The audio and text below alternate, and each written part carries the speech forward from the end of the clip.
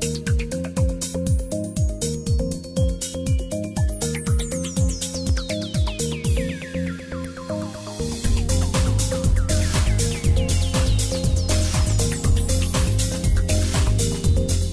right, so it's my pleasure now to introduce Sergio Costa. Is a sociology professor at the Free University in Berlin and also a spokesman of the Research Network on Interdependent Inequalities in Latin America. He has several degrees from a variety of prestigious universities, once again, including a PhD in sociology from the Free University. He's been a professor at the Federal University of Santa Catarina and a researcher at the Brazilian Center for Analysis and Planning. He, again, published, like many of our presenters, in a wide range of fields looking at the intersection between social inequality, gender, and racism, and is the author of several noted books. I also should know, also as in my role as sort of moderator, that there will be an official book launching for Lina at the end of the presentation. So for everyone to try to stick around at 6 p.m. for the launching of her books, which we will have here as well. So, Sergio, thank you. Bom, muito obrigado pelo convite. É enorme prazer e satisfação estar aqui. Ah, claro. Aqui, querido. Tá bem. Para o microfone. É uma enorme satisfação estar aqui. Eu tenho que dizer que quando a Marta me convidou para esse evento, disse, a gente vai fazer uma discussão em São Paulo, quem sabe você pode participar. E, no fundo, ela devia ter dito, a gente vai fazer um evento histórico para discutir, no ponto de vista de relações norte-sul, do ponto de vista de relações sul-sul, para discutir temas de interseccionalidade, porque, de fato, esse é o caráter do encontro que a gente está podendo assistir aqui. Eu fiz uma apresentação, ou seja, o PowerPoint está em inglês, porque eu acho que facilita a comunicação e fica mais fácil de contar em português, então, e as pessoas podem se apoiar no PowerPoint em inglês.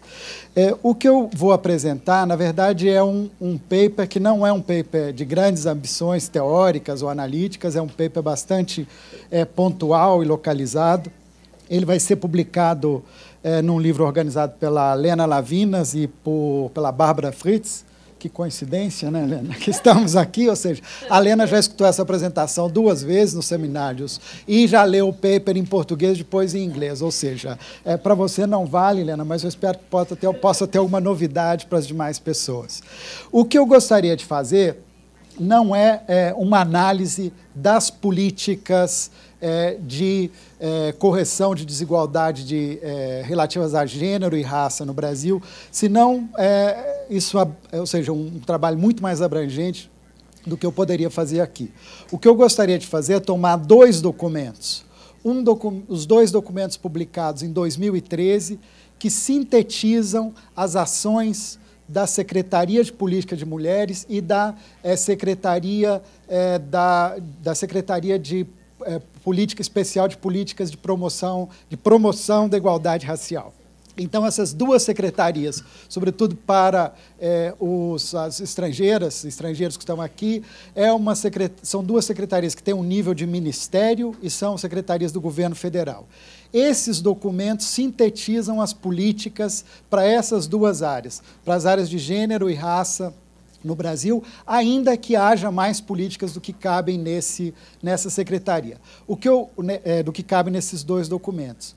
O que eu gostaria de fazer é um exercício mais bem analítico-conceitual, entendendo uma definição ampliada de desigualdades sociais e buscando na literatura da sociologia como se reproduzem desigualdades sociais. Eu gostaria de ver em que medida que as políticas elencadas nesses 2 documentos respondem ao combate da desigualdade social e aos mecanismos de reprodução da desigualdade social em toda a sua extensão. Então, um pouco esse que é o exercício. Primeiro, eu gostaria de definir o que são, no meu entender, desigualdades sociais, depois os mecanismos através dos quais desigualdades sociais se reproduzem. Vou passar rapidamente por esses 2 documentos e chegar à conclusão se as medidas elencadas aí respondem ou não a essa visão ampliada de desigualdades sociais. Portanto, primeiro, uma definição de desigualdades sociais que a gente tem usado nessa rede de investigação que tem esse nome, Desigualdades. nós definimos desigualdade social, primeiro, como desigualdade de posições, não desigualdade de oportunidades, ou seja, nos interessam os resultados, não as oportunidades. Em geral, privilegiada na avaliação de políticas de combate à desigualdade de gênero e raça. Mas a gente prefere estudar desigualdades de posições, entendendo que se trata de desigualdade de posições entre pessoas ou grupos numa escala de acesso tanto a bens socioeconômicos quanto a hierarquias de poder. O que chama a atenção nessa definição de desigualdades, primeiro, que a gente não trabalha só com indivíduos, senão com indivíduos e grupos, exatamente para poder captar o que são as desigualdades relativas a gênero, raça, região, etc. Segundo, são desigualdades tomadas no sentido ampliado, ou seja, não só desigualdades socioeconômicas, também hierarquias de poder nos interessam. E, além disso, há duas outras dimensões que a gente procura trabalhar nessa rede, mas que aqui não vão ser contempladas hoje, que é a dimensão histórica, ou seja, as desigualdades se acumulam historicamente, e, por último, o fato de que as desigualdades têm sempre uma dimensão transnacional ou global, ou seja, as desigualdades, ainda que apareçam em um país determinado, são sempre produtos de entrelaçamentos globais.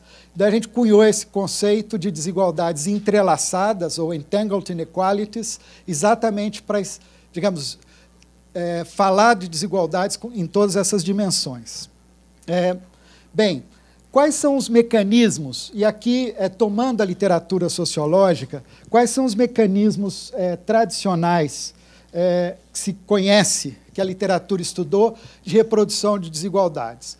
Tomando a bibliografia sobre a sociologia, sobre o tema, que vocês sabem que é uma bibliografia larguíssima, ou seja, o tema das desigualdades funda a sociologia, seja com Marx, seja com Max Weber, ou seja, todos os sociólogos, e na época eram só sociólogos, não havia ainda sociólogas nesse momento, falavam efetivamente de desigualdades. Então, tomando essa bibliografia, eu pude anotar 5 mecanismos principais de reprodução das desigualdades. O primeiro é o que poderíamos chamar de um acúmulo de oportunidades, ou seja, o fato de que pessoas ou grupos acumulam historicamente oportunidades para produzir valor, necessariamente gera desigualdades presentes. O fato, por exemplo, que brancos no Brasil conseguiram acumular um conjunto de bens e um conjunto de instrumentos de produção de valor, fábricas, etc., etc., faz com que essas desigualdades sejam reproduzidas até hoje, ou seja, desigualdades que vêm se acumulando desde o período da colonização e depois da, enfim, a escravidão, etc., etc., ou seja, há um acúmulo de oportunidades. Como é que se combate esse mecanismo de reprodução de desigualdades? Se combate basicamente por 2 mecanismos. Primeiro, relativizando o direito de propriedade. Não estou propondo uma revolução socialista ou comunista. O que eu estou dizendo é que você pode enfatizar o caráter social da propriedade. Nesse sentido, relativizar a importância do direito de propriedade na medida em que o uso social da propriedade seja colocado acima do direito individual da propriedade. E o segundo mecanismo clássico de redução das desigualdades acumuladas historicamente é a tributação. Na medida em um capital, na medida em que os ganhos, os ganhos de investimento sejam tributados mais fortemente, promove-se uma redistribuição das oportunidades acumuladas historicamente.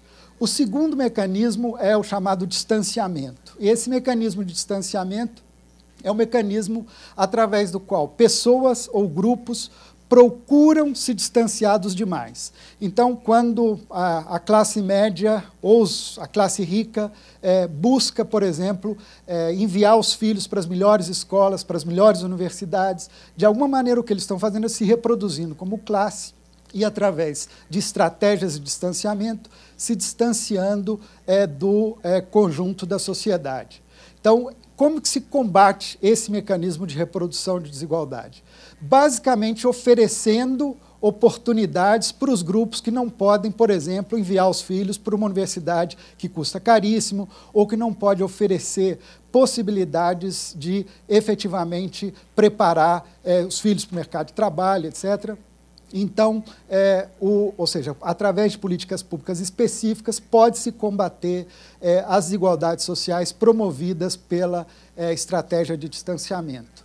Um terceiro mecanismo é a hierarquização, que ela pode ser legal, como no caso, já tivemos aqui várias apresentações sobre a África do Sul, a lei de apartheid, que define de saída uma hierarquia na sociedade. Como esse tipo de lei é menos comum nas democracias contemporâneas, ainda que exista como resíduo, normalmente a hierarquização se dá informalmente. Como é que se dá a hierarquização informal? Na medida, por exemplo, que na divisão do trabalho doméstico, homens fiquem mais desincumbidos do trabalho doméstico, enquanto mulheres se encarregam mais desse trabalho. Ou seja, informalmente, limita-se as possibilidades de acesso e de preparação das mulheres para o mercado de trabalho. Os dois outros mecanismos, o quarto seria, então, exclusão. Como é que se dá a exclusão? A exclusão se dá através de mecanismos de membership, de pertença a determinados grupos. Ou seja, define-se como, grupos que têm acesso a determinados bens e outros que não têm acesso a esses bens. Isso pode ser definido, por exemplo, por critérios econômicos, na medida em que se estabeleça um preço muito alto para o acesso à educação, por exemplo. Aí está se excluindo os grupos que não podem pagar por esse acesso à educação. Como é que se mitiga, como é que se reduz o efeito desse mecanismo na sociedade? Se reduz através de medidas antidiscriminação, para que grupos não sejam sistematicamente discriminados, e através da universalização dos direitos. O que nos dizia a Lena há pouco tempo, ou seja, promovendo educação, promovendo assistência médica de qualidade pública para o conjunto da população, eliminando-se, portanto, por essa via, os mecanismos de exclusão. Por último, o último mecanismo, que é o mecanismo clássico da exploração. Como é que se dá a reprodução pela exploração? Já tivemos exemplos aqui, por exemplo, das imigrantes bolivianas, que trabalham por um salário de fome, às vezes até sem salário, ou seja, esse mecanismo de exploração reproduz também as desigualdades sociais. Mas, algo que se leva menos em conta, um sistema regressivo de tributação também é um sistema de exploração dos mais pobres. E a gente vai ver que o sistema brasileiro ele é um sistema de exploração, o sistema tributário explora os pobres na medida em que pobres pagam proporcionalmente mais impostos que ricos. Como é que se pode, digamos, mitigar os efeitos da exploração? Basicamente, através de medidas legais para garantir o acesso adequado ao mercado de trabalho, garantias de remuneração justa, mas também através de medidas como uma tributação progressiva que taxe mais quem tem mais. Bem, mostrados esses mecanismos, eu gostaria de passar muito rapidamente, sobretudo para os estrangeiros, porque eu acho que os brasileiros têm conhecimento desses dados, como anda a desigualdade no Brasil. Bem, a desigualdade caiu, mas caiu menos do que em outros países da América Latina. Nesse gráfico aqui vocês veem, por exemplo, que o Brasil, que está lá em cima, a desigualdade continua, ainda que tenha caído, a curva é menor, ou seja, ela caiu menos que na Bolívia, caiu menos que no Uruguai, caiu menos que na Argentina. E continua mais alta que nesses países. Outro aspecto interessante é que persistem as desigualdades de gênero e raça fortemente. Aqui eu tenho dados que são diferentes do seu, Maria Rosa, ainda que a gente tenha partido da mesma PNAD. Mas eu estava tentando entender por quê. Eu acho que você partiu do salário por hora. Eu parti dos salários médios por mês. Então, esses são dados em reais. Vocês veem que o homem branco está aqui numa posição com o salário médio de mais ou menos R$ 1.250 por mês, muito acima das mulheres brancas, que seriam aqui a segunda, dos homens negros e, por último, as mulheres negras, que recebem, em média, mais ou menos um terço do salário dos homens brancos. Se acrescentamos a questão regional, a maior diferença que a gente encontra, levando em conta essas categorias, é o homem branco no Centro-Oeste, ganhando pouco mais de R$ 1.500 em média, e a mulher negra no Nordeste, ganhando como R$ 300 em média. Ou seja, aí mostra o acúmulo de desvantagem para grupos determinados. Eu volto aqui ainda. O que a gente vê na estrutura das desigualdades no Brasil é que há uma certa capacidade dos grupos mais ricos de manter a sua participação na renda. A despeito de políticas sociais duradouras, desde o governo Fernando Henrique Cardoso, ou seja, nós temos 20 anos de políticas sociais, isso não fez reduzir a participação dos ricos no montante total de renda. Vocês veem que aqui eles têm uma participação que é muito maior do que no Uruguai, que é o país talvez mais igual da América Latina, e mesmo maior que a Guatemala, que é um país mais desigual do que o Brasil. Então, a participação dos ricos continua alta, em parte pela injustiça tributária. Vocês veem aqui que quem ganha até 2 salários mínimos paga mais ou menos 54% do que ganha em impostos. Quem ganha mais são 30 salários mínimos, paga 29% de impostos. A taxa mais alta no Brasil de impostos é de 27,5%, na Alemanha, de imposto de renda. Na Alemanha, a gente tem, por exemplo, 47,5%, na Suécia, 56,6%. Ou seja, existe uma resistência enorme a redistribuir renda através de um sistema tributário mais justo. Bem, eu passo, então, aos 2 planos. Um é esse plano, o segundo é esse plano, o Plano Nacional de Promoção da Igualdade Racial. O Plano Nacional de Políticas para Mulheres, ele é bem mais abrangente que o plano relativo às políticas de combate à desigualdade racial. Ele incorpora 10 diferentes capítulos, e em cada capítulo desse, um conjunto de medidas que vêm sendo adotadas. Eu vou passar muito rapidamente pelos planos, na discussão a gente pode retomá-los. O plano de políticas para a promoção da igualdade racial, ele é bem mais restrito, ele fala mais explicitamente de políticas dentro do Estado, ou seja, como introduzir a questão racial nas políticas públicas, mas ele tem menos instrumentos para capacitar negras e negros, por exemplo, para o mercado de trabalho, oferecer melhor escolaridade, combater a exploração. Nesse sentido, o programa de política de mulheres é mais abrangente em seu escopo. Como eu vou ter poucos minutos mais, eu vou passar imediatamente às conclusões, ainda que possa ter ficado alguma coisa aí pelo caminho.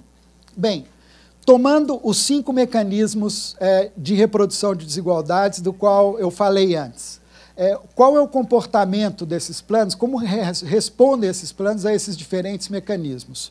No caso do acúmulo de oportunidades, é preciso dizer que os 2 planos são largamente omissos. Em nenhum dos 2 planos há medidas concretas para reverter o acúmulo de oportunidades para a produção de valor, por homens ou por brancos na sociedade brasileira. Só existem medidas de redistribuição de propriedade no plano rural, na medida em que, por exemplo, incentiva-se a titulação de terras para mulheres e titulação de terras para quilombos, enfim. E aí, o que acontece é que 84% da população brasileira vive na cidade. Então, para esse 84% da população brasileira, nenhum dos 2 planos tem alguma medida específica para combater o acúmulo de oportunidades.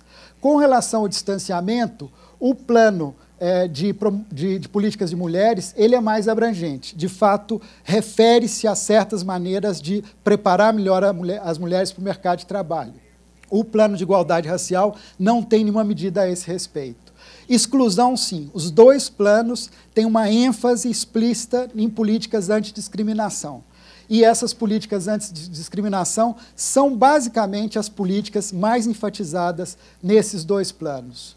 Sobre a hierarquização, não há políticas nos 2 planos voltadas para o combate à hierarquização. Exploração, sim, o plano de política de mulheres fala da exploração do trabalho sexual, é um item nisso, e exploração do trabalho doméstico. Então, ele é mais completo nesse plano, enquanto que o plano de políticas de igualdade racial não se refere à exploração.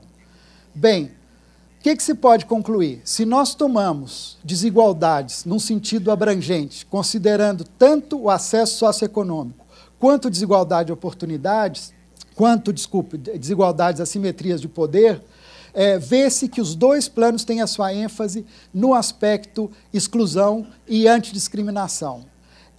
Nenhum dos dois planos tem efetivamente uma concepção ampla de desigualdade e nem de interseccionalidade. Os dois planos falam de políticas transversais, mas a transversalidade abrange só as categorias raça e gênero. A transversalidade não abrange nem região, nem classe, o que me parece um aspecto a ser discutido. Contudo, a despeito de suas várias limitações, esses planos podem servir para reduzir a desigualdade, as assimetrias de poder, tanto entre brancos e negros, quanto entre mulheres e homens. Ou seja, reduzindo-se as assimetrias de poder, pode-se, a longo prazo, reduzir-se as desigualdades socioeconômicas. No entanto, na maneira como estão concebidos, esses planos não são, de imediato, planos de redistribuição de renda, nem entre gênero, nem a nível de raça. Ou seja, são planos voltados para reposicionar os lugares de poder de mulheres e negros na sociedade brasileira, mas não para promover uma redistribuição de renda em favor desses dois grupos. Muito obrigado.